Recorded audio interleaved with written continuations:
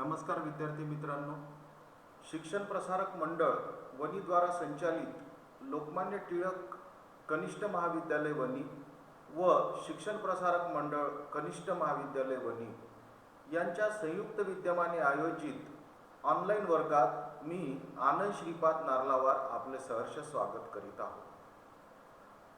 वर्ग 12वी कला या विषयाकरिता मी राज्यशास्त्र हा विषय शिकवित आहे। राज्यशास्त्र विषयातील प्रकरण 2 वर या पूर्वीच्या तासिकेमध्ये आपण अभ्यास केलेला आहे। त्याचाच पुढील भाग या तासिकेमध्ये आपण पाहणार आहोत।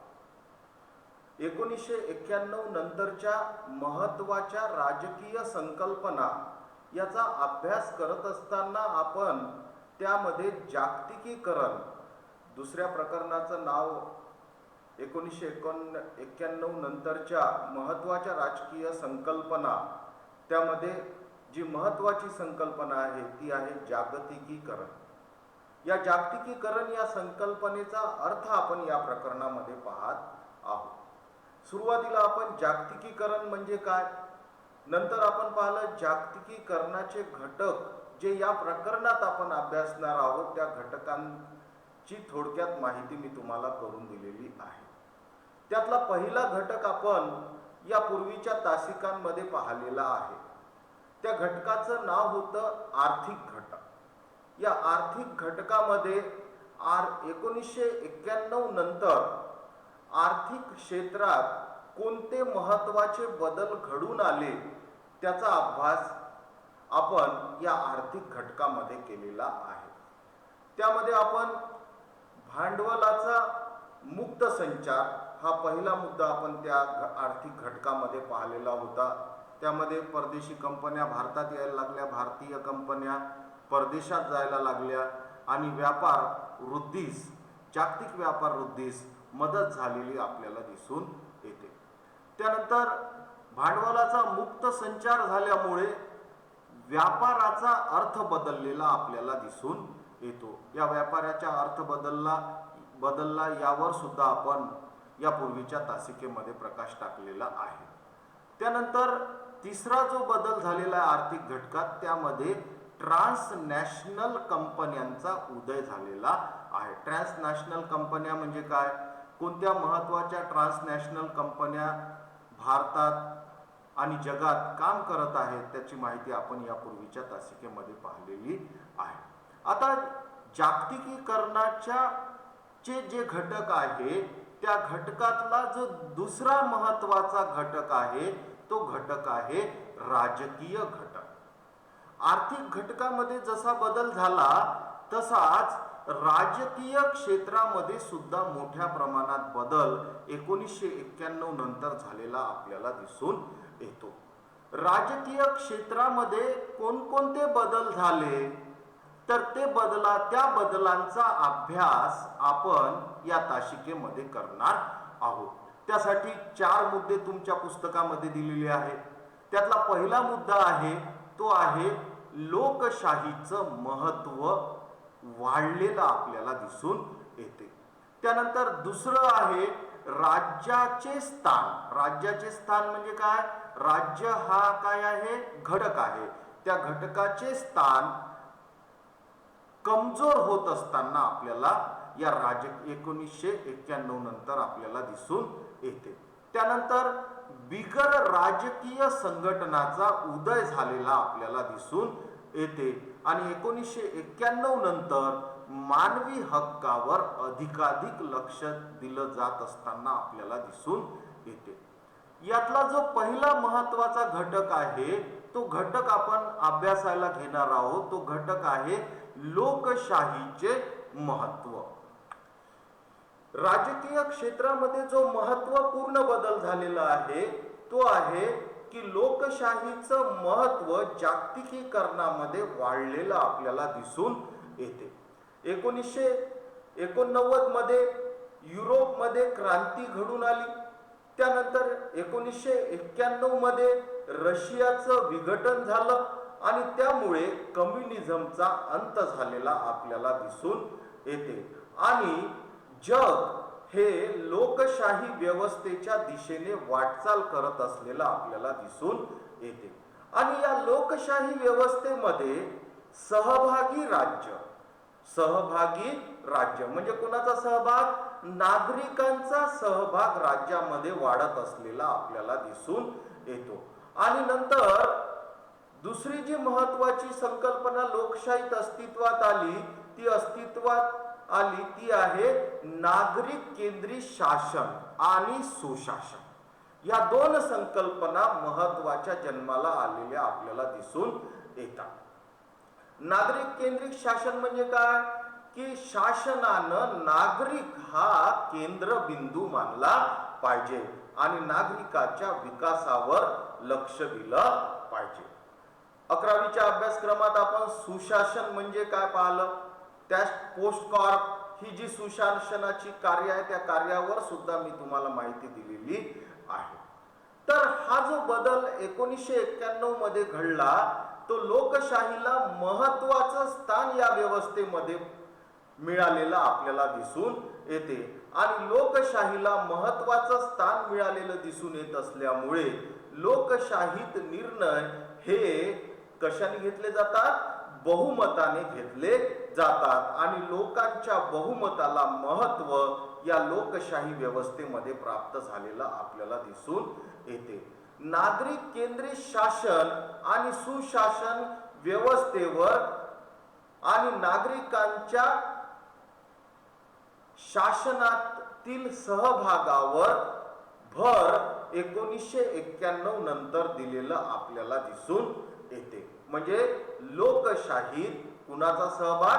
नागरिकांचा सहभाग हा जास्तीत जास्त असला पाहिजे.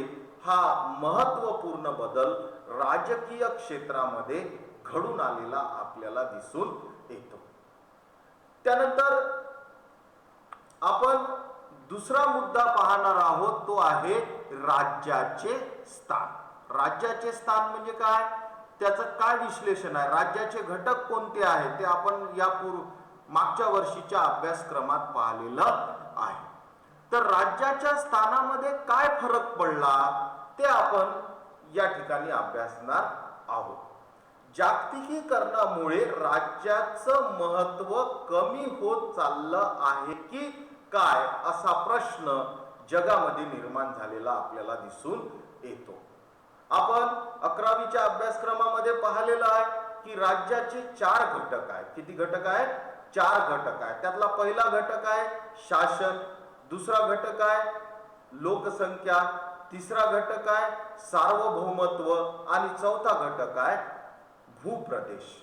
आता यातल्या सार्वभौमत्व या घटकाला मोठा परिणाम जागतिकीकरणामुळे झालेला आपल्याला दिसून येतो. सार्वभौमत्व म्हणजे काय हे आपण मागच्या वर्षीच्या अभ्यासक्रमामध्ये पाहिलेलं आहे की राज्याला असणारा तो अधिकार आहे. सार्वभौमत्व हा कशाशी निगडित आहे? राज्याच्या अधिकाराशी निगडित आहे. राज्याचा अंतर्गत आणि बाह्य नियंत्रणातून मुक्त सत्ता म्हणजे सार्वभौमत्व अशी व्याख्या आम्ही मागच्या वर्षी तुम्हाला आपल्या अभ्यासक्रमामध्ये सांगितलेली आहे. म्हणजेच काय की राज्याच्या निर्णय प्रक्रियेवर कुणाचं अंतर्गत आणि बाह्य नियंत्रण नसलं पाहिजे. परंतु आज मात्र जागतिकीकरणाच्या युगामध्ये राज्यावर अंतर्गत आणि बाह्य नियंत्रण होत असताना आपल्याला दिसून येते. बाह्य नियंत्रणामध्ये जे प्रादेशिक करार केलेले आहे आपल्या राज्यानं त्या प्रादेशिक करारांचा परिणाम राज्यावर सार्वभौमत्वावर होताना दिसून येतो. त्यानंतर बाजारपेठेचं जे जागतिकीकरण झालेलं आहे त्याचा सुद्धा परिणाम राज्याच्या सार्वभौमत्वावर होताना आपल्याला दिसून येतो. इतकंच नव्हे तर आंतरराष्ट्रीय क्षेत्रात जे कायदे तयार केले जात आहेत त्या कायद्यांचा सुद्धा परिणाम राज्याच्या सार्वभौमत्वावर होत असताना आपल्याला दिसून येतो. अशा प्रकारे बाह्य घटकांचा प्रभाव हा राज्याच्या निर्णय प्रक्रियेवर होत असताना आपल्याला दिसून येतो. जसा बाह्य घटकांचा परिणाम राज्यावर होत आहे, तसाच राज्यातील अंतर्गत घटकांचा सुद्धा परिणाम राज्यावर होत असताना आपल्याला दिसून येतो, सार्वभौमत्वावर होत असताना आपल्याला दिसून येतो. वाढता वांशिक राष्ट्रवाद, राज्यात जो वांशिक राष्ट्रवाद वाढतो आहे त्याचा परिणाम राज्याच्या सार्वभौमत्वावर झालेला आहे. त्यानंतर राज्यात निर्माण झालेल्या बिगर राजकीय संघटना यांचा सुद्धा परिणाम राज्याच्या सार्वभौमत्वावर होतो आहे. त्यानंतर पर्यावरण, लिंगभेद, मानवतावादी समस्या ह्या केंद्रस्थानी असलेल्या आपल्याला दिसून येतात आणि त्यामुळे राज्याच्या सार्वभौमत्वावर अंतर्गत सुद्धा नियंत्रण निर्माण झालेलं आपल्याला दिसून येते.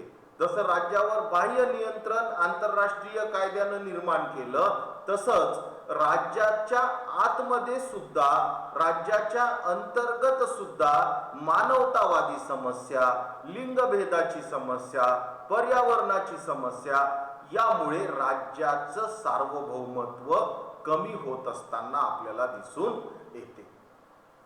हा महत्वाचा परिणाम विद्यार्थी मित्र हो राज्याच्या स्थानामध्ये झालेला आपल्याला दिसून येतो. त्यानंतर तिसरा जो परिणाम आहे तो परिणाम आहे बिगर राजकीय संघटनांचा उदय झालेला आपल्याला दिसून येतो. 1991 नंतर जगातील प्रत्येक देशामध्ये या बिगर राजकीय संघटना उभ्या झालेल्या आपल्याला दिसून येतात. बिगर राजकीय संघटना म्हणजे काय? त्याला आपण NGO असं म्हणतो. NGO असं म्हणतो. NGO म्हणजे काय? Non government organisation. Non government organisation म्हणजे काय?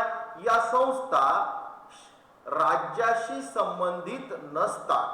कशाशी संबंधित नसतात? राज्याशी संबंधित नसतात, म्हणून त्याला बिगर राजकीय संघटना असं म्हणतात.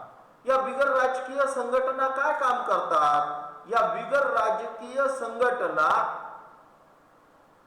आपल्या राज्यातील नागरिकांचे प्रश्न सोडविण्याचं काम या NGO मार्फत केलं जाते. त्यासाठी जगभरामध्ये ज्या प्रसिद्ध संघटना आहेत त्यामध्ये ॲम्नेस्टी इंटरनॅशनल, त्यानंतर ग्रीन पीस ह्या दोन संघटना जगामध्ये काम करताना आपल्याला दिसून येतात. आणि या दोन संघटना जगातील देशांमध्ये नागरिकांच्या संबंधी जर काही प्रश्न निर्माण झाले, मानवी हक्काच्या संबंधी जर काही प्रश्न निर्माण झाले, तर ते प्रश्न सोडविण्याचं काम या संघटनांद्वारे केलं जातं.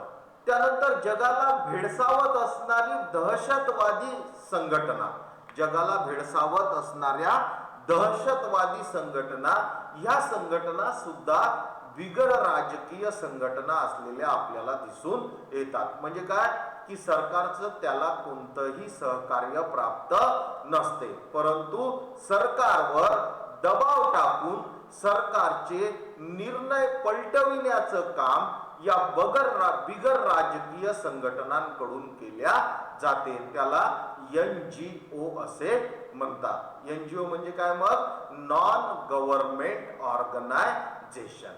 भारतात सुद्धा अशा बिगर राजकीय संघटना मोठ्या प्रमाणात अस्तित्वात असलेल्या आपल्याला दिसून येतात. गडचिरोलीमध्ये अभयबंग, राणीबंग यांची सर्च नावाची संघटना काम करत, बिगर राजकीय संघटना काम करत असताना आपल्याला दिसून येते. त्यानंतर बाबा आमटे यांची आनंदवन, वरोरा ही बिगर राजकीय संघटना कुष्ठरोग्यांसाठी काम करत असताना आपल्याला दिसून येते. आणि या संघटना केवळ मानवतावादाच्या रक्षणासाठी काम करत नाही, तर मानवतावादाच्या रक्षणासाठी सरकारवर दबाव आणण्याचं कार्य सुद्धा या संघटना करत असताना आपल्याला दिसून येतात। आणि 1991 नंतर या बिगर राजकीय संघटना मोठ्या प्रमाणात जगभरामध्ये निर्माण झालेल्या आपल्याला दिसून येतात आणि त्यांनी जगभरातील नागरिक समाजाला आपले हक्क मिळवून देण्याचं काम केलेलं असलेलं आपल्याला दिसून येते। या संघटनांना स्वयंसेवी संघटना किंवा गैर सरकारी संघटना असं म्हणून सुद्धा ओळखल्या जाते। त्यानंतर राजकीय क्षेत्रामध्ये जो महत्त्वपूर्ण बदल झाला तो महत्त्वपूर्ण बदल मानवी हक्काच्या संदर्भात झालेला आपल्याला दिसून येतो। 1991 पर्यंत मानवी हक्काकडे पाहिजे तसं लक्ष दिल्या गेलेलं नाही, परंतु 1991 नंतर मात्र मानवी हक्काला अतिशय महत्त्वाचं स्थान जगाच्या राजकारणात प्राप्त झालेलं आपल्याला दिसून येतात। जागतिकीकरणाच्या युगात मानव अधिकाराचे संरक्षण हा एक महत्त्वाचा विषय बनलेला आपल्याला दिसून येतो। परंतु मित्रहो, विकसित राष्ट्रातील लोकांचे मानवी हक्क आणि विकसनशील राष्ट्रातील लोकांचे मानवी हक्क यामध्ये फरक असलेला आपल्याला दिसून येतो। विकसित राष्ट्रातील लोकांचे मानवी हक्क विकसित राष्ट्र सुरक्षित ठेवू शकतात, परंतु विकसनशील राष्ट्रांमध्ये मात्र मानवी हक्काचं रक्षण करणे हा महत्त्वाचा प्रश्न आज आपल्याला निर्माण झालेला दिसून येतो। तिसऱ्या जगात म्हणजे तिसरं जग कोणतं? तिसरं जग म्हणजे 1991 नंतरचं जग। नागरी आणि राजकीय हक्काच्या आधी आर्थिक विकास साधण्याची गरज असते आणि वैयक्तिक अधिकारापेक्षा सामाजिक आणि कौटुंबिक अधिकार महत्त्वाचे असतात। विकसनशील देशाचा दृष्टिकोन काय आहे की पहिले व्यक्तीच्या आर्थिक विकासावर भर दिला पाहिजे आणि त्यानंतर त्याच्या राजकीय हक्काचं आणि नागरी हक्काचं संरक्षण केलं पाहिजे, असं मत विकसनशील देशांनी मांडलेलं आपल्याला दिसून येते। आणि व्यक्तीच्या वैयक्तिक स्वार्थापेक्षा समाजाचं आणि कुटुंबाच्या अधिकाराचं रक्षण होणं महत्त्वाचं असलेलं आपल्याला दिसून येते। म्हणजे वैयक्तिक हेतू साध्य न करता कोणत्या हेतूवर जास्तीत जास्त लक्ष दिलं पाहिजे? सामाजिक हेतूवर जास्तीत जास्त लक्ष दिलं पाहिजे।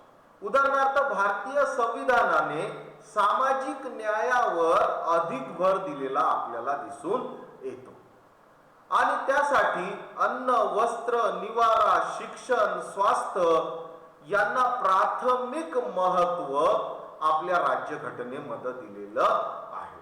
इतकंच नव्हे तर डिस्ट्रीब्युटिव्ह न्याय म्हणजे वितरणात्मक न्याय व्यवस्था निर्माण करण्याचं काम आणि कल्याणकारी न्याय व्यवस्था किंवा कल्याणकारी राज्य निर्माण करण्याचं काम भारतानं केलेलं आपल्याला दिसून येते। त्यामुळे मानवी हक्काच्या संदर्भात जगाने किंवा मानवी हक्काच्या संदर्भात जगाच्या संयुक्त राष्ट्रसंघाने विकसनशील राष्ट्रांना आपल्या देशातील नागरिकांचे मानवी हक्क संरक्षण करण्यासाठी सवलत दिली पाहिजे असं मत 1991 नंतर मांडण्यात आलेलं आपल्याला दिसून येते। प्रत्येक राज्याचा इतिहास वेगळा असतो, प्रत्येक राज्याची संस्कृती वेगळी असते, प्रत्येक राज्याची राजकीय व्यवस्था आणि अर्थव्यवस्था वेगळी असते। त्या आधारावर प्रत्येक राज्याला आपल्या नागरिकांच्या मूलभूत हक्काचं रक्षण करण्याची सवलत दिल्या गेली पाहिजे असं मत आधुनिक काळात मांडत असताना आपल्याला दिसून येते। मानवी हक्काच्या संरक्षणासाठी पाश्चिमात्य दृष्टिकोनाबरोबरच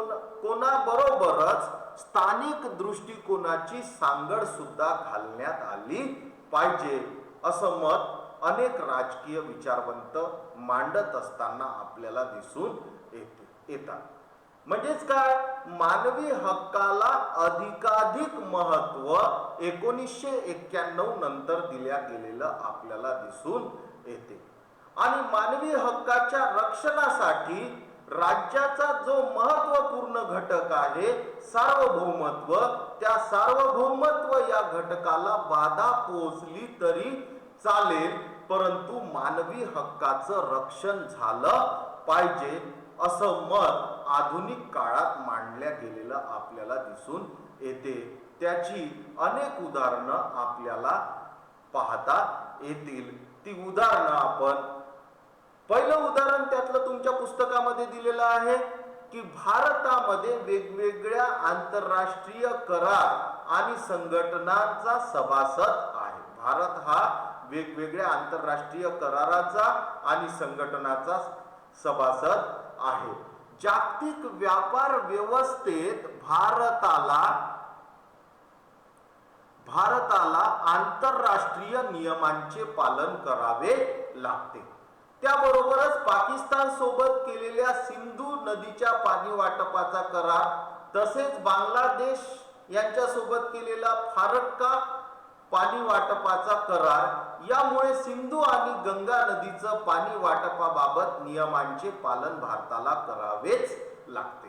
म्हणजे या नद्यांमधून पाणी भारताबरोबरच कुणाला द्यावं लागते, पाकिस्तानलाही द्यावं लागते, आणि भारताबरोबरच पाणी हे बांगलादेशाला सुद्धा द्यावं लागते. म्हणजे इथे केवळ भारतीय नागरिकांचा विचार करून चालणार नाही, तर त्याबरोबरच भारताबरोबरच पाकिस्तान आणि बांगलादेशांच्या नागरिकांचा विचार सुद्धा भारताला करावा लागतो. ॲम्नेस्टी इंटरनॅशनल किंवा ग्रीन पीस यासारख्या संघटना मानवी समस्याचे प्रश्न उपस्थित करून स्थानिक स्तरावर दबाव आणतात. ॲम्नेस्टी इंटरनॅशनल आणि ग्रीन पीस या आंतरराष्ट्रीय संघटना आहेत ज्या पर्यावरणाच्या रक्षणासाठी निर्माण झालेल्या आहेत. त्या एखाद्या देशात जर पर्यावरणाचं रक्षण होत नसेल तर त्या देशातील सरकारवर दबाव आणून, एखाद्या देशात जर मानवी हक्काचं रक्षण होत नसेल तर त्या देशातील सरकारवर दबाव आणून त्या संघटना त्या देशावर दबाव आणून काम करत असताना आपल्याला दिसून येतात. त्याचं उदाहरण काश्मीर संदर्भात भारताच्या मानवी हक्काच्या भूमिकेबाबत ॲम्नेस्टीने टीका केली आहे. ॲम्नेस्टी संघटनेनं टीका केलेली आहे की काश्मीरमधील जे आमचे नागरिक आहेत त्या नागरिकांचे मानवी हक्क सुरक्षित नाहीत, अशी टीका ॲम्नेस्टी या संघटनेनं केलेली आहे. त्यानंतर तिसरं आहे मानवी हक्काच्या संदर्भात चेर्नोबिलच्या दुर्घटनेमुळे, चेर्नोबिल ही आण्विक ऊर्जा प्रकल्प आहे जो युरोप खंडामध्ये असलेला आपल्याला दिसून येतो. युरोपमधील युक्रेनिया या देशामध्ये हा प्रकल्प असलेला आपल्याला दिसून येतो. या आण्विक प्रकल्पामध्ये, या ठिकाणी चित्र दिलेलं आहे पहा, या आण्विक प्रकल्पामध्ये एक दुर्घटना घडली आणि त्या दुर्घटनेमुळे आण्विक प्रकल्पाचे रेडिएशन पूर्ण युरोपमध्ये पसरलेले आपल्याला दिसून येतात. आणि त्यामुळे युरोप खंडातील युरोपियन संघातील देशांना एकत्र येऊन या चेर्नोबिलच्या दुर्घटनेचे परिणाम भोगावे लागले. आणि या चेर्नोबिलच्या दुर्घटनेचे परिणाम कमी करण्यासाठी ज्या उपाययोजना करण्यात आल्या त्या उपाययोजना सुद्धा युरोप खंडातील देशांनी एकत्र येऊन त्यावर मात केलेली आपल्याला दिसून येते. भारतात जे मोठा प्रकल्प आहे नर्मदा, म्हणजेच नर्मदा नदीवर बांधण्यात येणारा सरदार सरोवर, त्याला नर्मदा बचाव आंदोलन असे म्हणतात, बरोबर आहे ना. या नर्मदेवर मोठं धरण बांधण्यात येत होतं, त्या धरणाला रोखण्याचं काम नर्मदा बचाव आंदोलनानं केलेलं आहे. त्याबरोबरच भारतातील जैतपूर हे महाराष्ट्रातील रत्नागिरी जिल्ह्यातील एक गाव आहे. या ठिकाणी जगभरातील सर्वात मोठा आण्विक प्रकल्प उभं करण्याचं भारत सरकारनं ठरवलेलं आहे. त्याबरोबरच कुडनकुलम हे तामिळनाडूमध्ये आहे. या ठिकाणी सुद्धा मोठा आण्विक प्रकल्प उभं करण्याचं काम भारतात सुरू असलेलं आपल्याला दिसून येते. परंतु या जैतापूर आणि या कुडनकुलम या प्रकल्पांना येथील स्थानिक नागरिक मात्र विरोध करताना आपल्याला दिसून येतात. त्यामागचं कारण काय? चर्नोबिल मध्ये जशी दुर्घटना झाली तशीच दुर्घटना जर या ठिकाणी झाली तर मग इथल्या नागरिकांच्या जीवाला काय निर्माण होईल? धोका निर्माण होईल. म्हणून हे नागरिक या आण्विक प्रकल्पाचा विरोध करत असताना आपल्याला दिसून येतात. या सर्व घटनांवरून आपल्याला लक्षात आलं असेल की राज्याच्या सार्वभौमत्व या घटकाला, या सर्व घटकांमुळे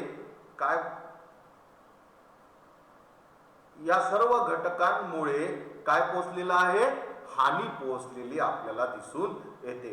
म्हणजे राज्यानं जैतापूर प्रकल्प, म्हणजे राज्याच्या सरकारने जैतापूर प्रकल्प उभा करण्याचा निर्णय घ्यायचा, परंतु जैतापूरच्या लोकांनी त्याला विरोध करायचा. मग राज्याला आपला निर्णय बदलवावा लागायचा. म्हणजेच काय की अंतर्गत आक्रमणामुळे राज्याला आपलं सार्वभौमत्व सोडावं लागत असताना आपल्याला दिसून येते. त्यामुळे राज्याच्या अंतर्गत आणि बाह्य आव्हानांची ही उदाहरणे आपल्याला मानवी हक्काचं रक्षण करत असताना आपल्याला दिसून येतात. सार्वभौमत्वावर दुसरा जो परिणाम झाला तो परिणाम सरकारने नियंत्रण कमी करून खाजगी क्षेत्राला प्रोत्साहन दिलेलं आहे. आणि त्यामुळे सुद्धा खाजगी क्षेत्राच्या वाढीमुळे आर्थिक क्षेत्रात अंतर्गत आणि बाह्य नियंत्रण आज राज्य मिळवू शकत नसलेलं आपल्याला दिसून येते. किंवा आज राज्याचं सार्वभौमत्व राजकीय क्षेत्रातून हळूहळू कमी होत असलेलं आपल्याला दिसून येते. मित्रहो, हे दोन्ही चित्र तुमच्या पुस्तकामध्ये आहे. कुडनकुलम आण्विक प्रकल्पाविरोधी आंदोलन, त्याची माहिती आपण पाहिलेली आहे. त्यानंतर चेर्नोबिल आण्विक प्रकल्पाच्या अपघातानंतरचं जे चित्र आहे ते चित्र युरोप खंडातून आपल्याला या ठिकाणी उचलून दिलेलं आहे. वरील सर्व प्रकारांमध्ये राज्याच्या सार्वभौमत्वाला आव्हान दिल्या गेलेलं आपल्याला दिसून येते. आणि अंतर्गत आणि बाह्य स्वरूपाच्या नियंत्रणाची उदाहरणे आपण पाहिलेली आहे. त्यामुळे असे मानलं जाते की आज राज्याचे कार्य दिवसेंदिवस कमी होत आहे आणि खाजगी क्षेत्राची वाढ होत असताना आपल्याला दिसून येत आहे. जागतिकीकरणाच्या या युगात राज्याला किती महत्व आहे? राज्य ही संकल्पना आज देखील महत्वाची आहे का? जनकल्याण आणि विकासाच्या कार्यातून राज्यव्यवस्था आता माघार घेऊ शकते का? असे महत्वपूर्ण प्रश्न निर्माण झालेले आपल्याला दिसून येतात. इतकंच नव्हे तर आपण राज्याच्या मुख्य घटकाकडे यापूर्वी आपण पाहिलेलं आहे. मागच्या वर्षीच्या अभ्यासक्रमामध्ये आपण राज्याचे घटक पाहिलेले आहेत. त्यामध्ये भूप्रदेश, सार्वभौमत्व, शासन आणि जनता हे घटक महत्वाचे आहेत. यातील एका घटकावर आज आघात होताना आपल्याला दिसून येतो. तो म्हणजे कोणता घटक आहे? राज्याचा सार्वभौमत्व हा घटक आहे. बाकी राज्याचा भूप्रदेश जसाच्या तसा आहे, राज्याची जनता जशीच्या तशी आहे, राज्याचं शासन जसंच्या तसं आहे. त्यामुळे राज्याचं अस्तित्व धोक्यात येईल का काय अशी शंका उपस्थित करणे आज योग्य होणार नाही. जागतिकीकरणामुळे एक घटक जरी राज्याचा कमजोर झालेला असेल तरी उरलेले 3 घटक मात्र राज्याचे मजबूत झालेले आपल्याला दिसून येतात. आपण या पूर्वीच्या प्रकरणामध्ये पाहिलेलं आहे की राज्य नष्ट झाली नाही तर त्या राज्याचं काय झालं, विघटन झालं.